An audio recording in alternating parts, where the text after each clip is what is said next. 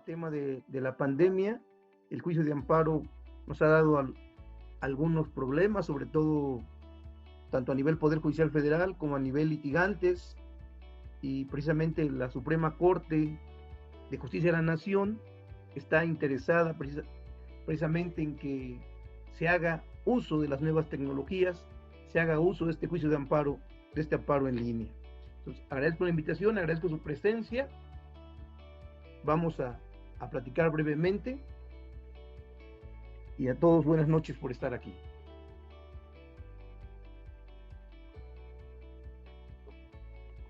La evolución tecnológica, sin duda, ha tenido un gran impacto en la ciencia jurídica. Ha trastocado gran parte de las funciones cotidianas de nuestra actividad profesional. Y desde luego, el derecho, la ciencia jurídica no es la excepción. Aun cuando ha estado en forma lenta, ¿sí?, poco a poco ha tenido un gran impacto. Los juicios en línea básicamente los encontramos hoy día en materia administrativa, y sin embargo el Poder Judicial de la Federación ha hecho una invitación y una apertura en todas las materias de su competencia para que se haga uso de esta tecnología y que podamos accesar a la justicia.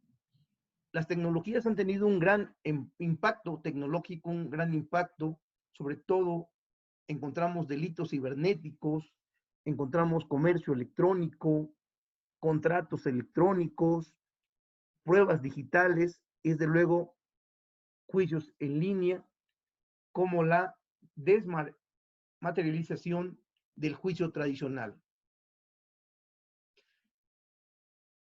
Así, la tramitación de los juicios en línea, los juicios a través de los medios electrónicos, debe darse en todo el ámbito jurídico, ¿sí? Es poca la utilización que tenemos del juicio en línea por diversos factores que ahorita vamos a analizar. Es un temor muy grande de hacerlo. Sin embargo, vuelvo a reiterar, esa es la tendencia de este día. Es la tendencia del nuevo sistema jurídico en todas las materias. Y así reiteramos que que se está, un segundo, perdón.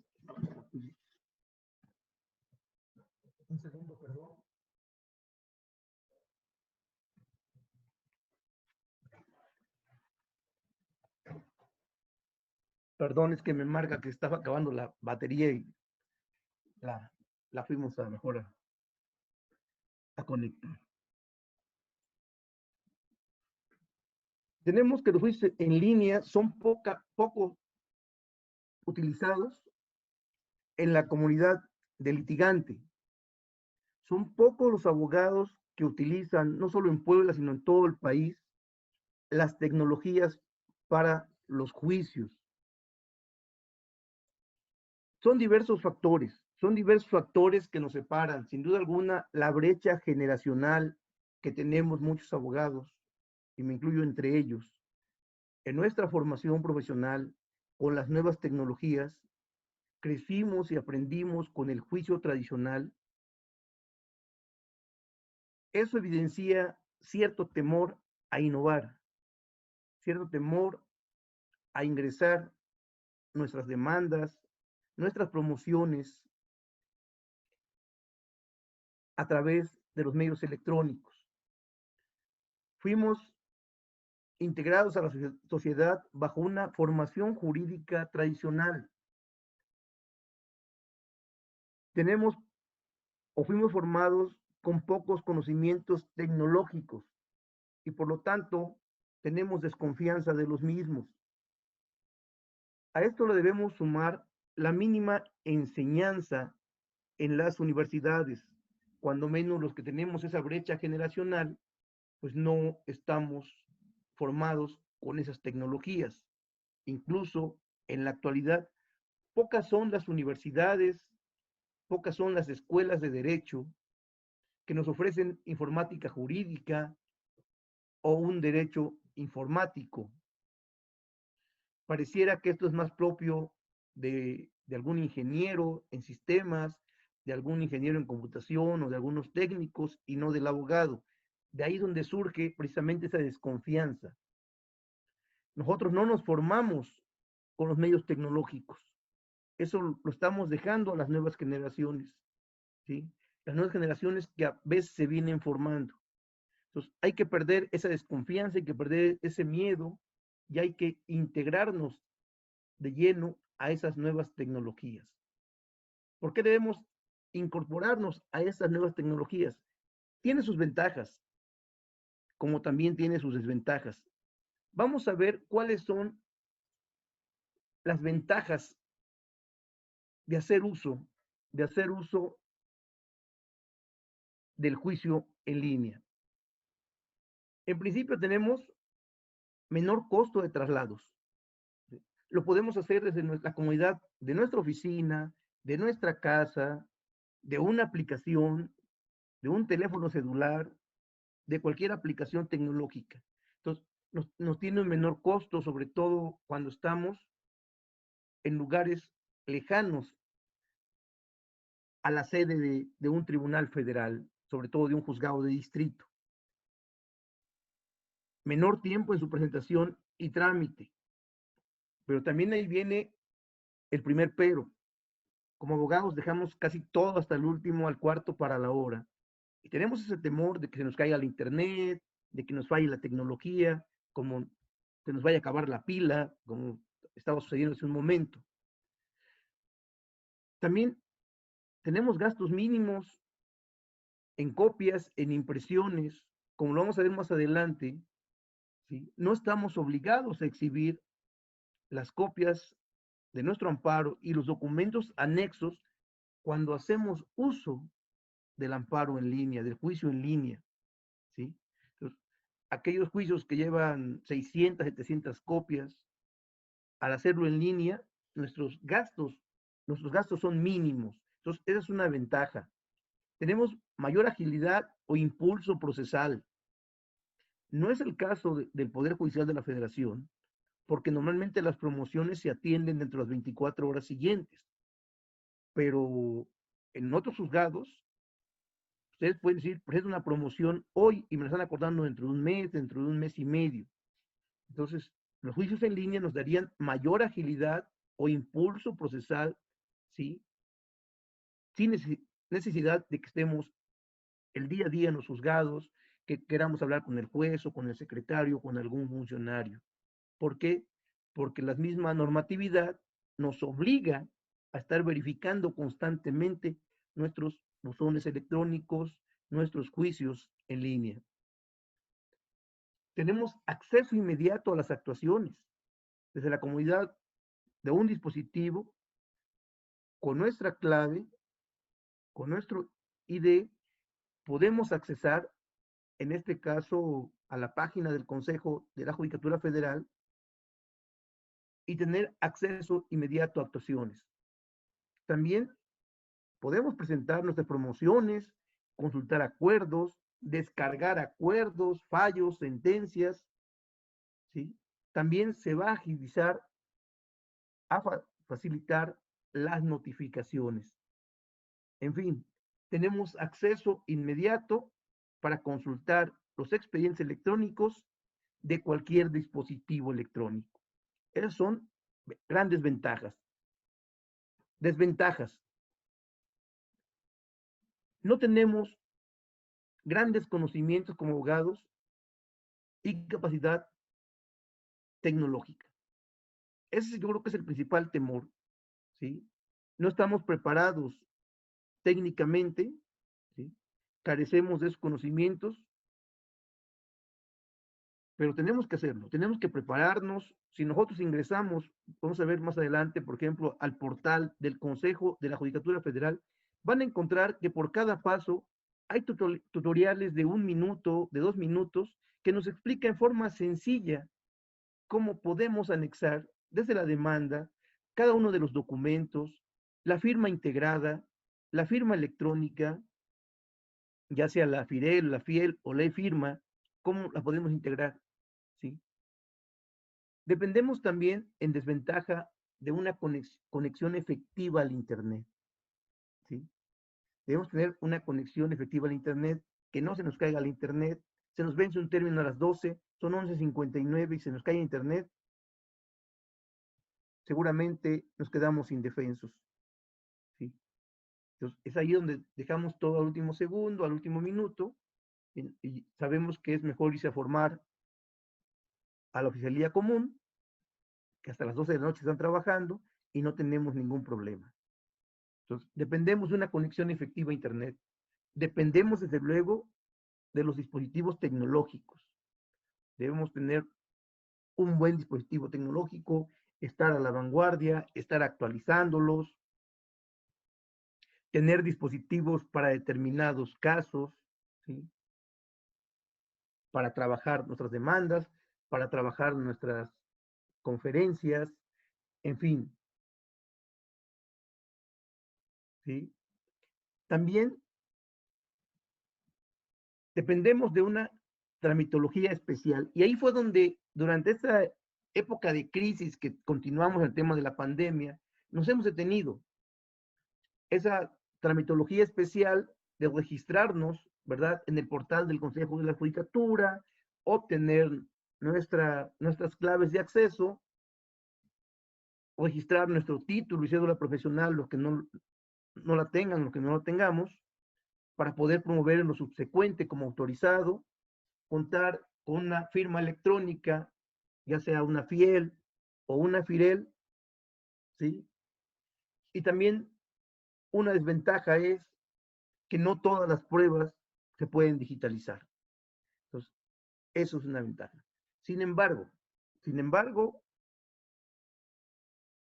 el alto que tenemos, sobre todo en el nivel litigio que tienen los litigantes, lo que nos impide hacer los trámites en línea es el cliente.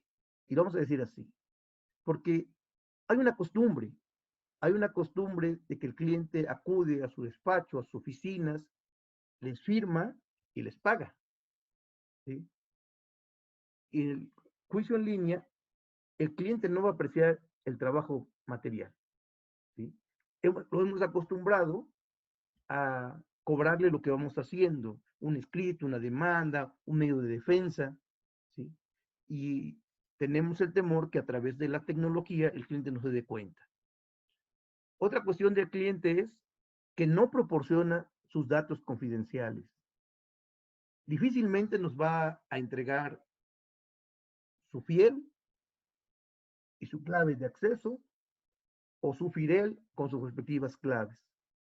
Sobre todo la primera, que tiene que ver con la cuestión de impuestos, del SAT, la desconfianza total, ¿sí? Y la firma integrada, seguramente el cliente verá o ve mal que estemos escaneando su firma y que la estemos pegando un escrito en forma electrónica, ¿sí? Y en consecuencia, el pago de honorarios. Si el cliente no ve trabajo, no paga. Entonces, ese es el argumento más claro del por qué no nos atrevemos a promover un juicio en línea, ¿sí? Sin embargo, vuelvo a reiterar, la tendencia jurídica de hoy es muy simple. Por un lado, juicios orales y por otro, los juicios en línea. Es el futuro jurídico. Es el futuro jurídico. El juicio tradicional va a pasar a segundo término. Y las generaciones que no crecimos con el repunte tecnológico, esas generaciones nos vamos a ir quedando atrasados, ¿sí? Bien, Dicho lo anterior, vamos a analizar dónde surge y por qué el juicio de amparo en línea, ¿sí? ¿Por qué el juicio de amparo a través de los medios electrónicos? El cual se ha acelerado con el tema de la pandemia, con esta cuestión sanitaria. El Consejo de la Judicatura, la Suprema Corte, en forma conjunta con el Tribunal Electoral incluso, se ven obligados a tener una tendencia electrónica. El trabajo a distancia, el trabajo en casa por los funcionarios, también nos lleva a que los litigantes, a que las partes hagan uso de esa tecnología, no solo para presentar demandas, escritos, promociones, sino también para el desahogo de pruebas, para tomar posición de un cargo como perito, etcétera. ¿Sí? Entonces, ahí tenemos, en materia administrativa, el juicio en línea está estructurado. El Tribunal Contencioso Administrativo tiene tiempo que está trabajando con el juicio en línea como parte de la justicia virtual y ha desplazado a las demás áreas. Sin embargo, ya en todos los juicios de competencia del Poder Judicial de la Federación, en todos, ¿sí?, podemos promover nuestro juicio virtual. Desde luego, lo que nos trae a nosotros es el juicio de amparo. ¿De dónde surge constitucional y legalmente este juicio de amparo en línea? Bien, a nosotros nos enseñaron, nos explicaron que la ley de amparo es una ley que está reglamentada en los artículos 103 y 107 de la Constitución.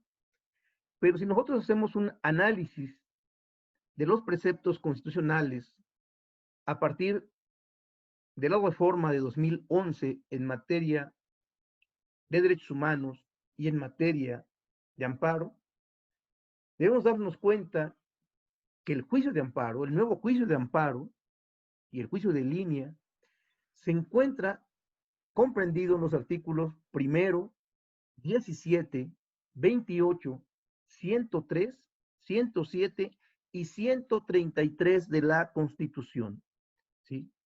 Ahí vamos a encontrar básicamente la procedencia constitucional de nuestro juicio de amparo. En nuestra ley de amparo, vigente a partir de 2013, también encontramos ya la innovación, ya encontramos las nuevas tecnologías incluidas en los artículos 3, 20, 21, 22, 24, 26, 28, 30, 31, 70 hasta el 116 y después en el 176 y 177 de la ley de amparo en lo que es el amparo directo, ¿sí?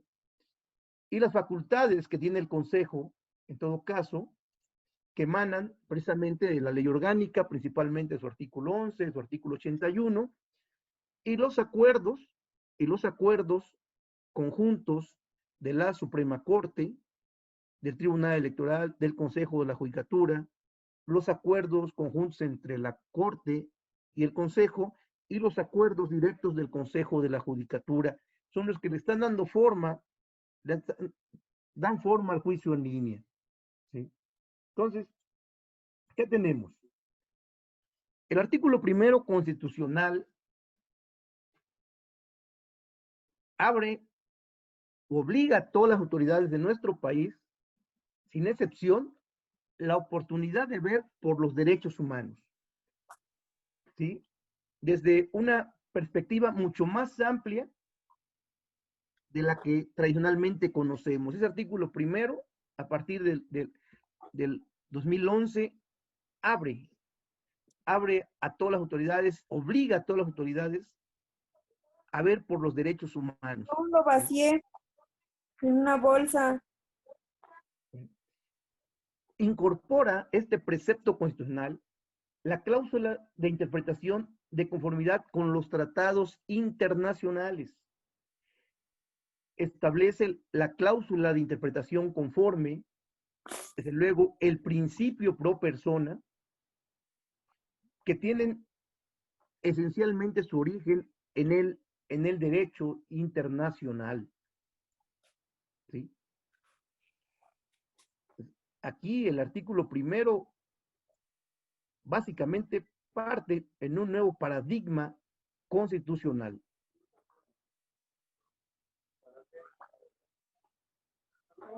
¿Sí? ¿Y qué nos dice? Este artículo primero también establece un bloque de constitucionalidad compuesto de todas aquellas normas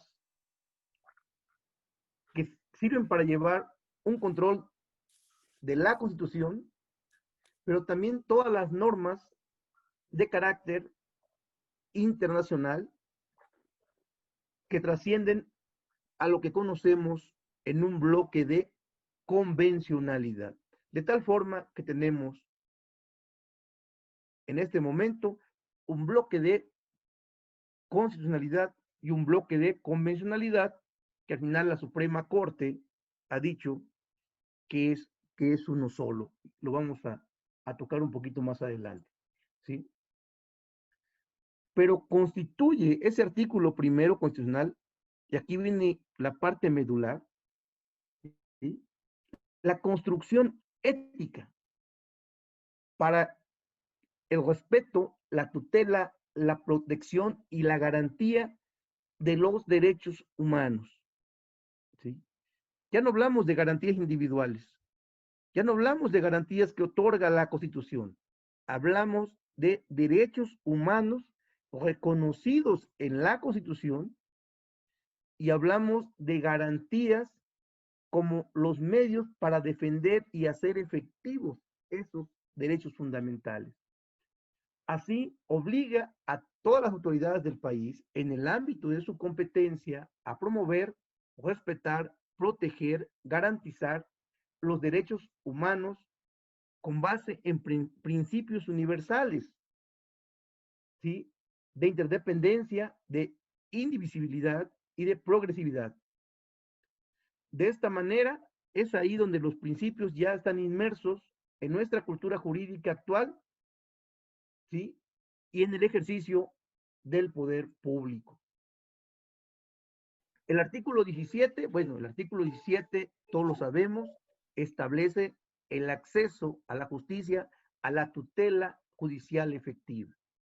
Y los criterios internacionales sobre el Estado mexicano y los mismos criterios del Tribunal Máximo de nuestro país ha señalado, ¿sí?, que el juicio de amparo es por excelencia el medio de tutela judicial efectiva, ¿sí?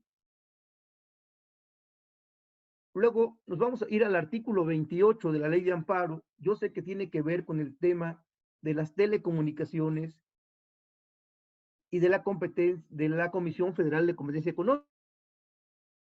Curiosamente, en ese artículo nos establece en alguna parte que las normas generales, los actos y las omisiones que tengan que ver con la Comisión Federal de Competencia Económica y con el Instituto Federal de Telecomunicaciones podrán ser impugnados únicamente a través del juicio de amparo indirecto.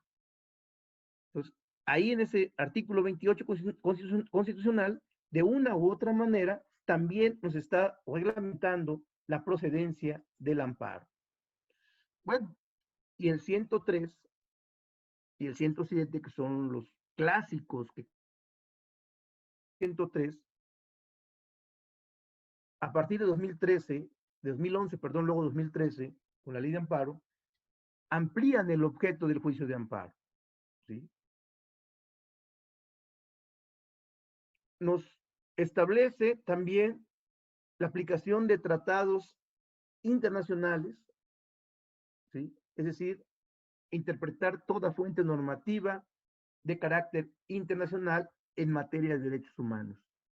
Y aquí habrá que decirlo, cuando hablamos de tratados internacionales en materia de derechos humanos, debemos entender toda normatividad internacional, O sea, no solamente los tratados, sino las asambleas, las convenciones, los acuerdos en materia de derechos humanos.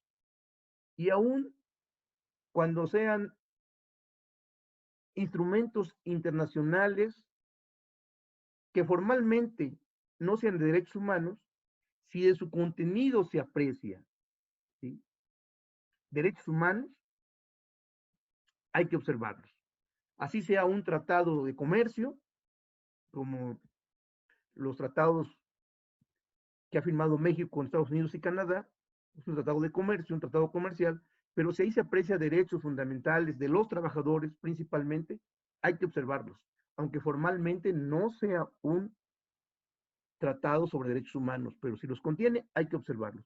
Por eso debemos interpretar tratados como toda norma de carácter internacional y no como una cuestión de un tratado formalmente. Después, ¿qué tenemos? ¿Sí? Que el juicio de amparo no solamente se convierte en un juicio contra actos, sino ya incluye omisiones de las autoridades. Alguien podría comentar, y anteriormente las omisiones no se tomaban en cuenta, no eran materia de amparo. Sí, yo les puedo decir que sí, porque la Corte hizo una interpretación amplia de los actos y los dividió en actos positivos y actos negativos, ¿sí? Entonces, en los actos negativos entraban las omisiones. Acá ya lo dice en forma expresa nuestra Constitución en el 103 y luego lo toma la ley de amparo en el artículo primero, ¿sí? Pero también viene algo interesante, algo que tal vez no hemos hecho hincapié o no nos hemos dado cuenta, que el amparo es un instrumento de garantía de otros mecanismos de garantías, ¿sí? Es decir, que procede contra mecanismos jurisdiccionales o no jurisdiccionales que de una u otra manera también protegen derechos fundamentales. Aquí me aventé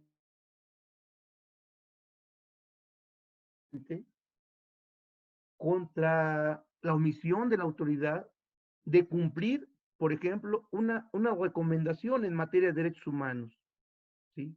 O la omisión de no darle trámite a una queja en materia de derechos humanos por la comisión, o no dar cumplimiento a los fallos de los institutos de acceso a la información, o vamos más allá, que el amparo proceda contra la negativa o la omisión de una autoridad del Estado mexicano de cumplir una condena internacional. Que la autoridad diga, yo no cumplo lo que dice la Corte Interamericana, ¿sí? Y como la Corte Interamericana no tiene cómo sancionarme más que moralmente, ¿sí? ¿Cómo obligo a que dé cumplimiento? ¿Cómo obligo a una reparación del daño integral? ¿Sí? Entonces, a través de este artículo 103, podemos deducir, podemos advertir que tendríamos un juicio de amparo, ¿sí? Incluso esto no es nuevo. No es nuevo porque en materia común, cuando hay cumplimiento a una sentencia, en las legislaciones donde no tienen medios, sobre todo medidas de apremio o algún medio para hacer a la autoridad cumplir una sentencia, ya la Corte ha determinado la procedencia del amparo, ¿sí? Para que la autoridad cumpla con una sentencia cuando no hay medios para hacerla eficaz, para hacerla efectiva.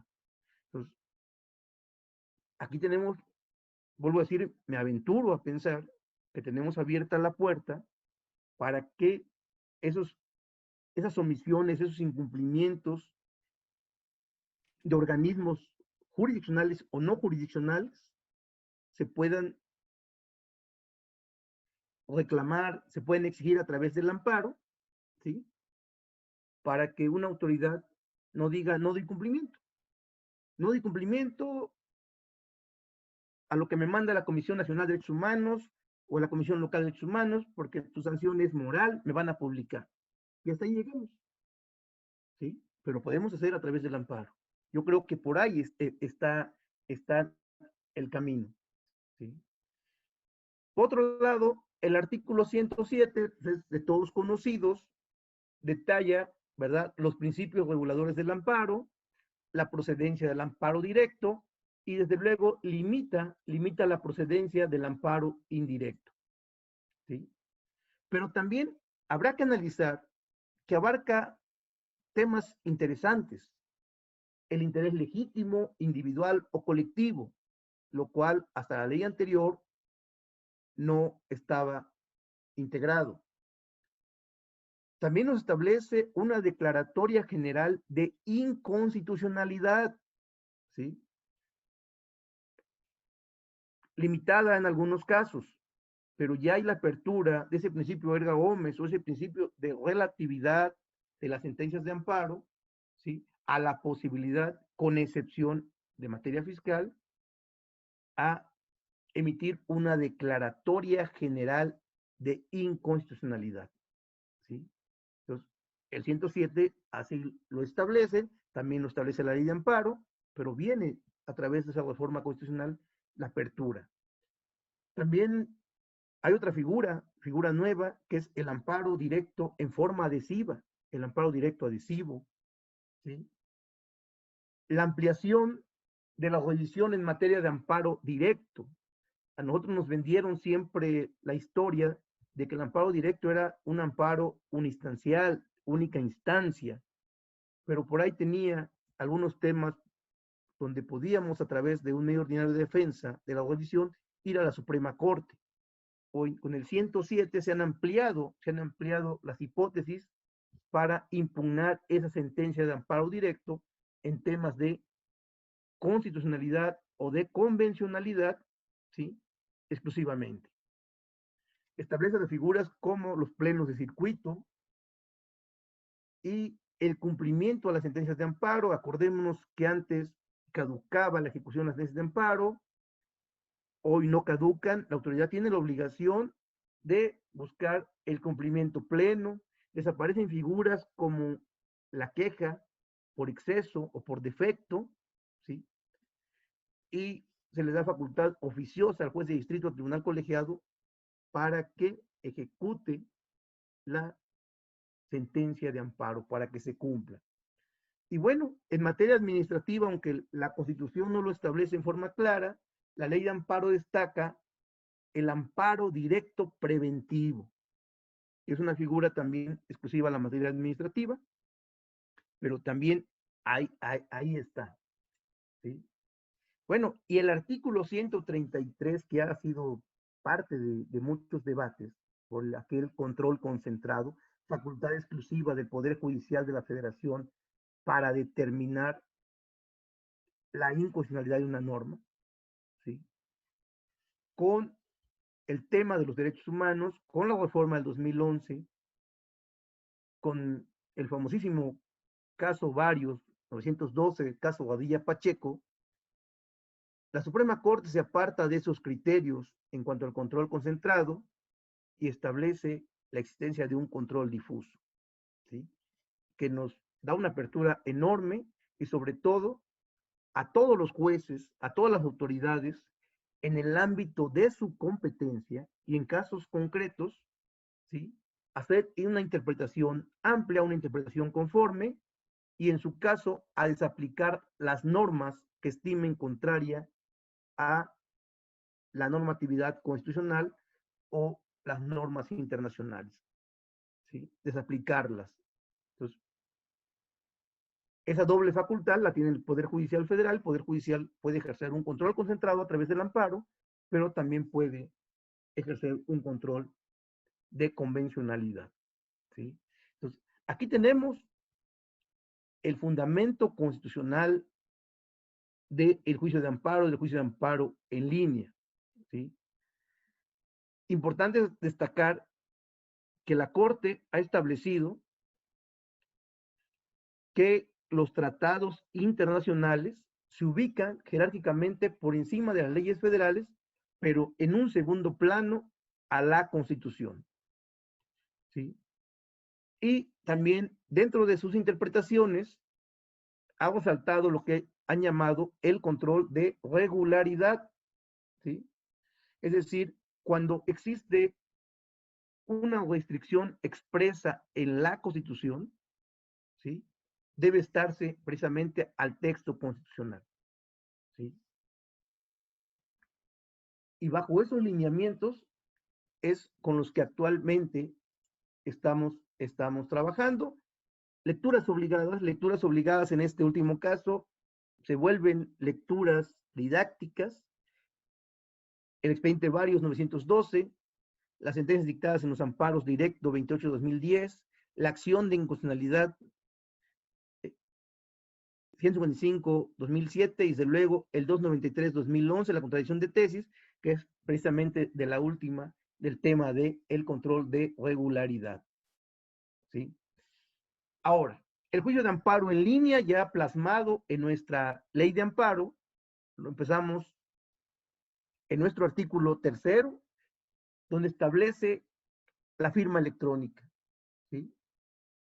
Es decir, nos dice que la firma electrónica es el medio para ingresar al sistema electrónico del Poder Judicial de la Federación como opción para enviar y recibir promociones, documentos, comunicaciones y notificaciones oficiales, acuerdos, fallos, sentencias, ¿sí? Y produce los mismos efectos que una firma autógrafa. Aquí ya nos da la pauta del artículo 3º de un juicio en línea, de un juicio a través de los medios electrónicos.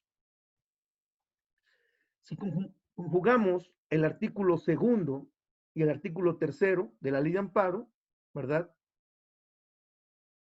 Podemos encontrar ya la integración de un expediente electrónico y a la par de un expediente impreso.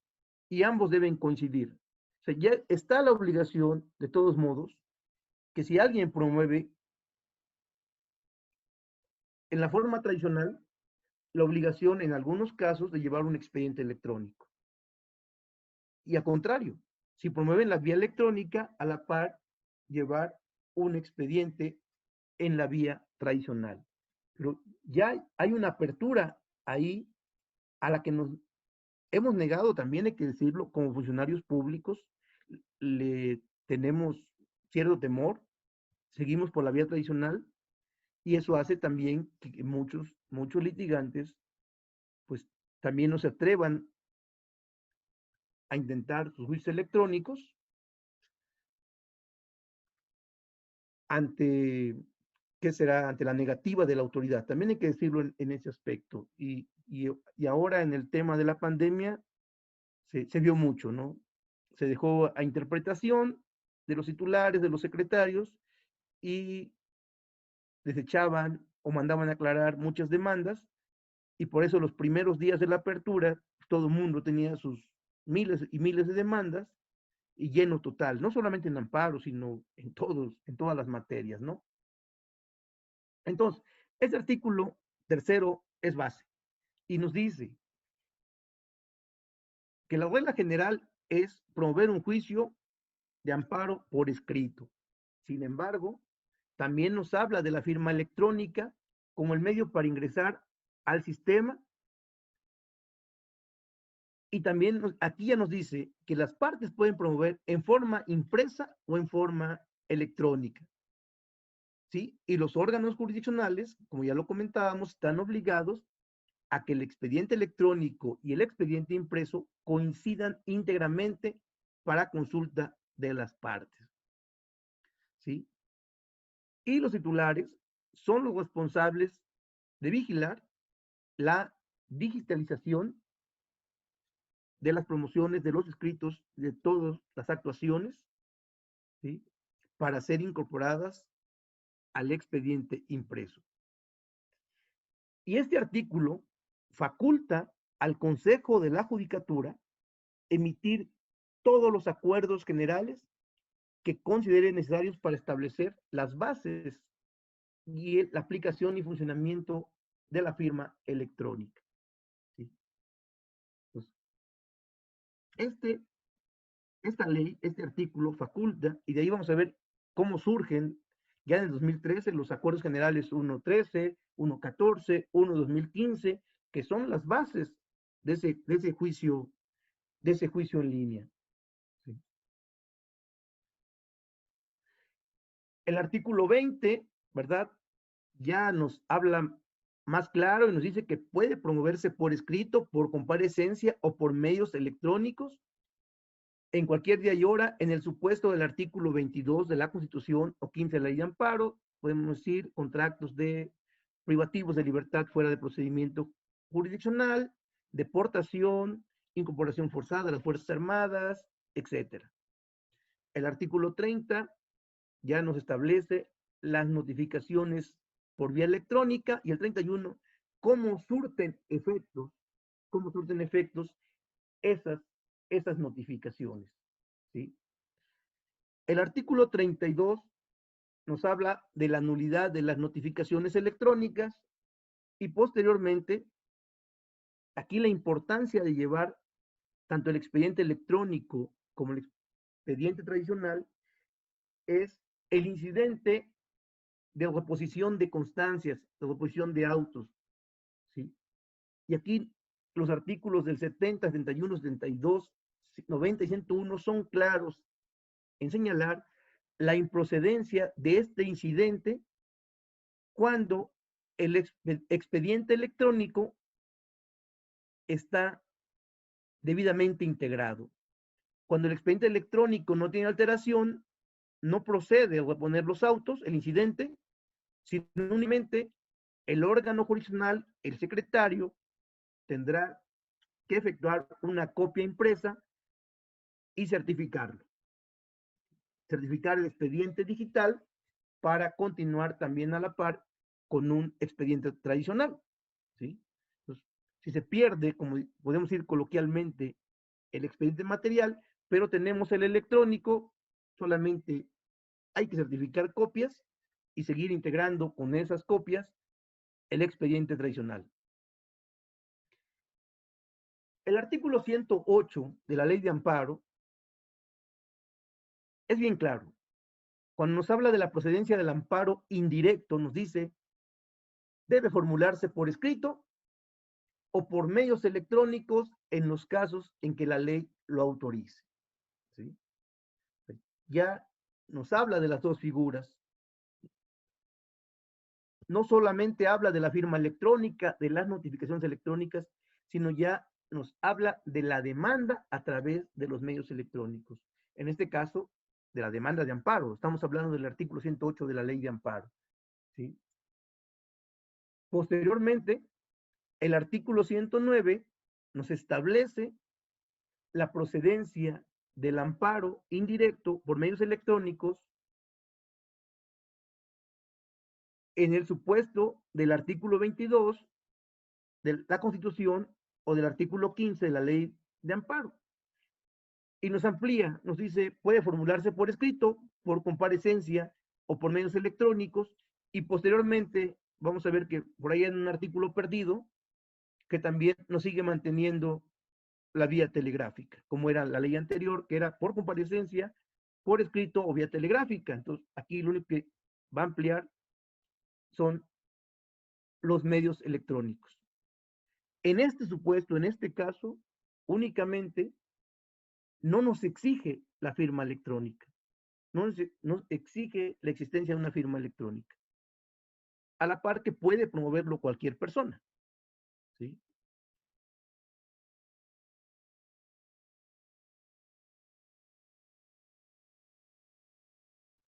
El artículo 110, ya lo habíamos comentado, sin duda, en los beneficios del juicio electrónico, nos establece que la demanda de amparo debe presentarse con sus copias, con la copia de la demanda, con la copia de los documentos anexos que sean necesarios. Sin embargo, aquí en forma expresa nos dice que esto no es necesario si la demanda se presenta en forma electrónica. Acuérdense que la omisión de acompañar copias de los documentos o de las demandas en el tradicional hace que el juez de distrito nos requiera, nos prevenga para que exhibamos las copias. ¿Sí? ¿Sí? Y no lo hacemos, se nos va por tener por no presentada esa demanda. Entonces, no tenemos ese problema a través de la vía electrónica. En este caso, es el órgano jurisdiccional, el juez de distrito, quien manda a expedir las copias cuando el amparo se promueva, bueno, por comparecencia, por vía telegráfica, y en este caso, en todos los supuestos, no solamente en los del 15, ¿sí? En todos los casos, el órgano jurisdiccional deberá expedir las copias. Entonces, imagínense esos que llevan 600 copias, 700 copias vía electrónica. Es un beneficio de un gasto innecesario y que además el gasto se queda al órgano jurisdiccional. Posteriormente, el artículo 116 nos dice que debe notificarse a un tercero interesado en vía electrónica cuando tenga su residencia fuera del lugar del juicio. Y los artículos 176 y 177 de la ley de la materia ya nos establece el amparo directo, ¿sí? Y la posibilidad también de presentar el amparo directo en la vía electrónica ante la autoridad responsable. Acuérdense que el amparo directo, la demanda se presenta ante la autoridad responsable. Bueno, aquí también nos da la apertura de presentar nuestra demanda en la vía electrónica ante la autoridad responsable. ¿Sí?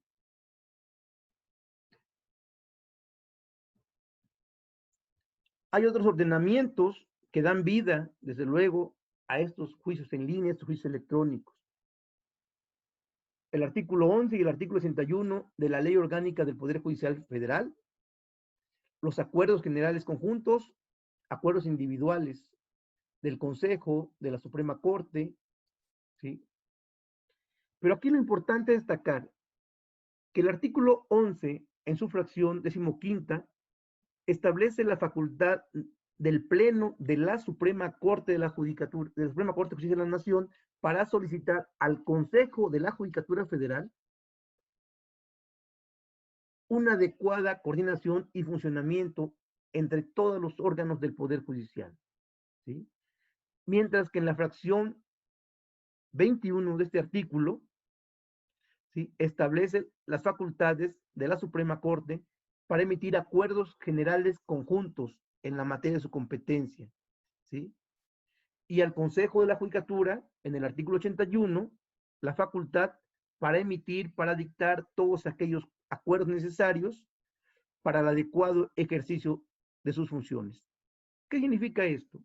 Que al final del camino, la ley de amparo, la ley orgánica establecen normas habilitantes, normas que facultan a la Corte emitir acuerdos, al Consejo emitir acuerdos y emitir reglamentos en la materia específica de la tramitación de los juicios en línea, de la firma electrónica, de su uso, de su aplicación, de la firma integrada, ¿sí?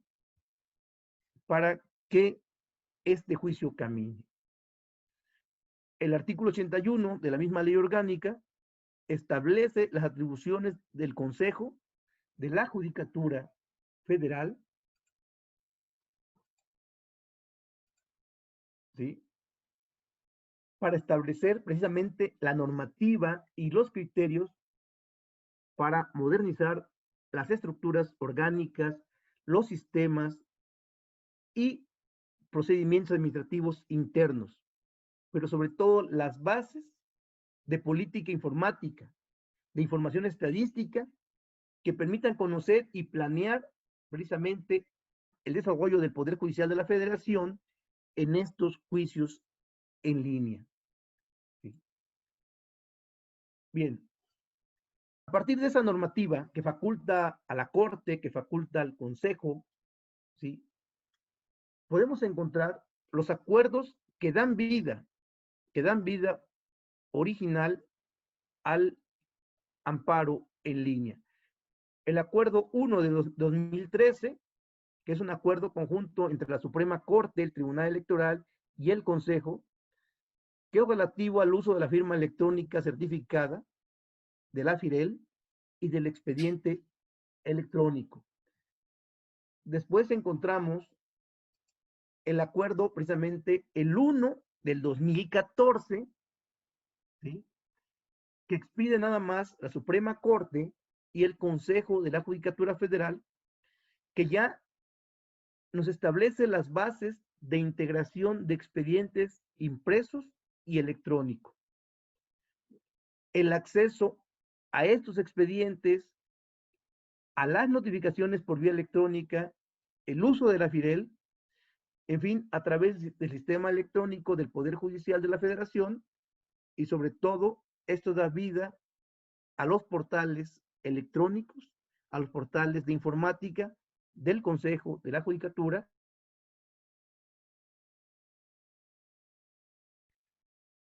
Posteriormente, tenemos el acuerdo 1 del 2015, también de la Suprema Corte, del Consejo de la Judicatura, que ya regula los servicios tecnológicos a la tramitación electrónica del juicio de amparo, de las comunicaciones oficiales, tanto internas como externas, y ya incluye en el 2015 los procesos de oralidad penal en los centros de justicia, cuya vigencia plena entra hasta 2016, pero ya venía en algunas regiones del país, ¿sí? Bueno, aquí intermedio de ello hay un instrumento normativo que modifica el artículo 107 de este Acuerdo General 1 de 2015, ¿sí?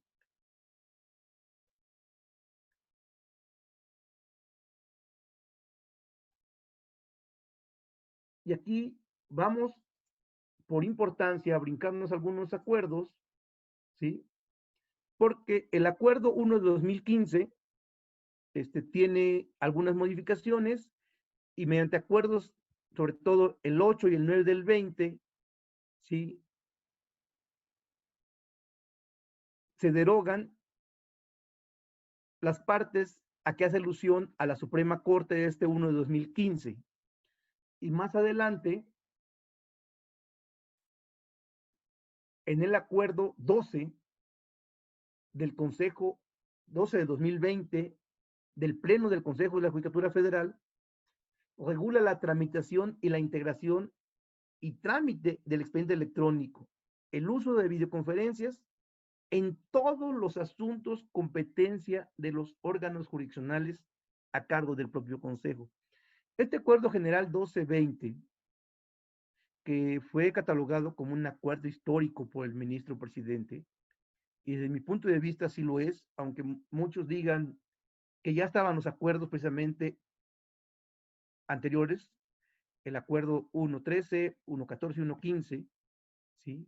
Pero es este acuerdo 12-2020 que se emite ya durante la contingencia sanitaria, ya en la cual seguimos, ya viene a regular la integración y trámite del expediente electrónico, pero en todas las materias, ¿sí? No solamente en el amparo, en el caso del artículo 22 de la Constitución y 15 de la Ley de Amparo, sino el amparo, en todas las materias. Y dos, no solamente de amparo, sino de todos los juicios federales, los juicios mercantiles, los juicios civiles, ¿sí?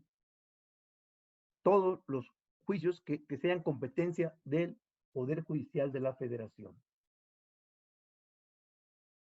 Entonces, aquí, precisamente, en este acuerdo, hay un considerando que evidentemente es trascendente, porque regula el uso de la tecnología para la impartición de justicia federal, los servicios en línea, la interconexión, los sistemas electrónicos en todas las materias, y deroga en parte el Acuerdo 1-2015 que se aplica al Consejo, ¿sí? Porque ese 1-2015 tenía ciertas limitaciones. El Acuerdo 12-2020, en plena contingencia, hay una apertura total de los juicios en línea en todas las materias. Y conforme a las facultades que hemos analizado anteriormente en la ley orgánica, en la propia Constitución, no es necesario ninguna modificación, ninguna reforma a esas leyes, porque esas normas son habilitantes, es decir, facultan al Consejo, facultan a la Corte a implementar estos mecanismos, a emitir esos acuerdos para la implementación plena de los juicios electrónicos, de los juicios en línea.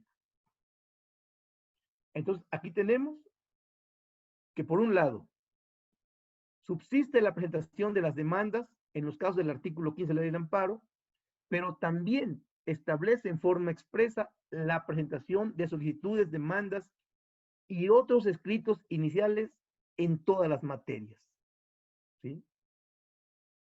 Es decir, que a través del sistema electrónico del Poder Judicial Federal, el Consejo de la Judicatura, mediante este acuerdo 12, implementa la tramitación electrónica del juicio de amparo y en general de todos los asuntos competencia del Poder Judicial de la Federación y de las comunicaciones oficiales. Entonces, aquí es donde ya tenemos total vida jurídica a los juicios de amparo en línea a través de este acuerdo 12-20. De ahí su importancia y su trascendencia histórica.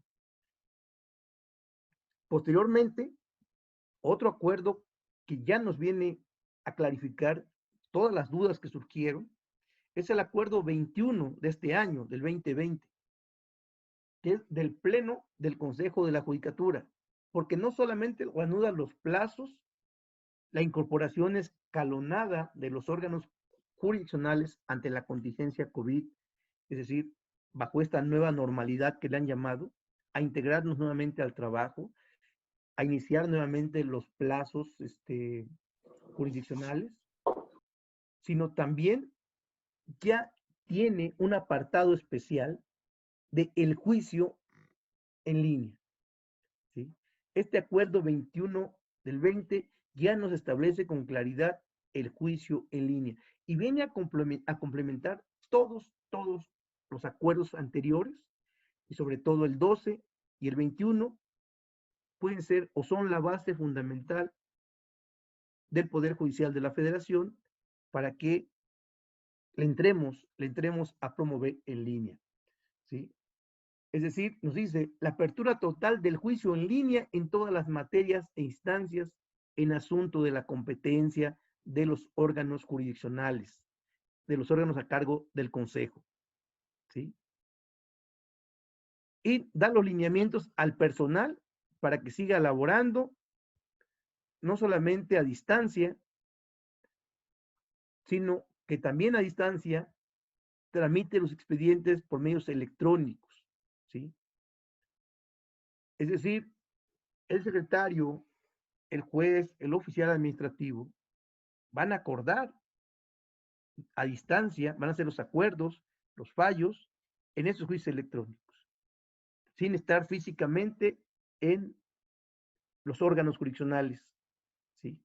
A los cuales se acude, hay que decirlo, en guardias, con personal que no es susceptible y no estamos en las labores normales. Pero en línea ya se está tramitando los juicios, en línea ya se está fallando, todas las resoluciones pendientes, cuando los expedientes electrónicos estén integrados, están emitiendo ya las sentencias. También la Corte, principalmente, después los tribunales colegiados, han sesionado en vía electrónica, en vía remota, y han estado fallando los asuntos. Entonces, ahí la importancia y trascendencia de, de los medios tecnológicos, porque hay una frase del ministro presidente que dice, la justicia no se detiene, ¿sí? Y a pesar que muchos puedan decir que estábamos en la comodidad del lugar,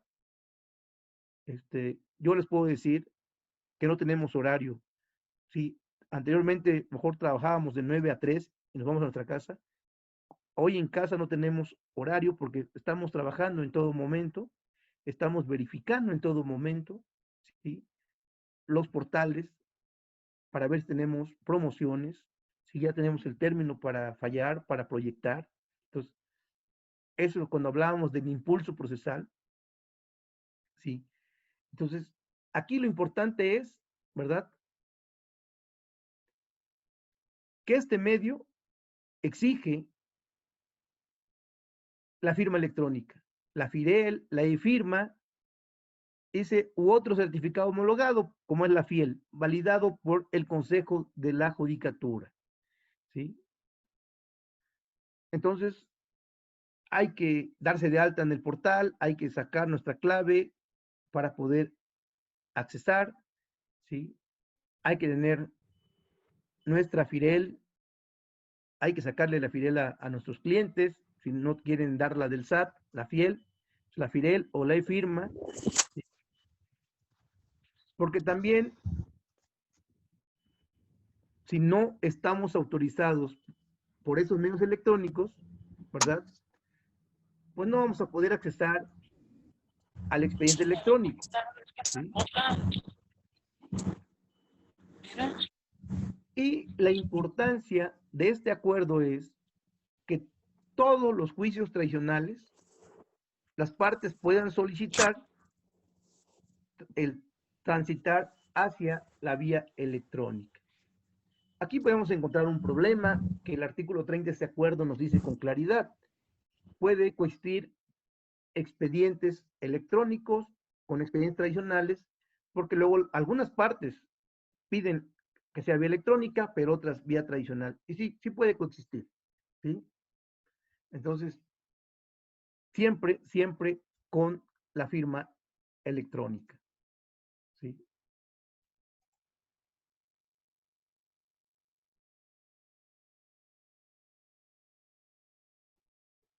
Al final, ¿qué necesitamos?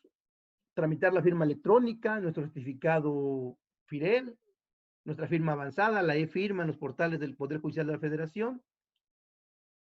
Y importante, es importante tener la firma autógrafa integrada, ¿sí? Es decir, hay que digitalizar la firma e integrársela a los escritos o a la demanda de amparo donde promovamos. Porque entonces ahí vamos a encontrar diversos criterios. Si está la firma integrada, por ejemplo, pero no está la fiel o una firma electrónica, no va a ser materia de desecharla, sino de mandarla a aclarar, ¿sí? De mandarla a ratificar. Pero si no tenemos ni firma electrónica, ni firma integrada, la firma autógrafa integrada digitalmente a la demanda, pues se va a tener como no presentada, se va a desechar una demanda, ¿sí? Tampoco la demanda la puede firmar el abogado, ¿sí? La tiene que firmar el quejoso, ¿sí?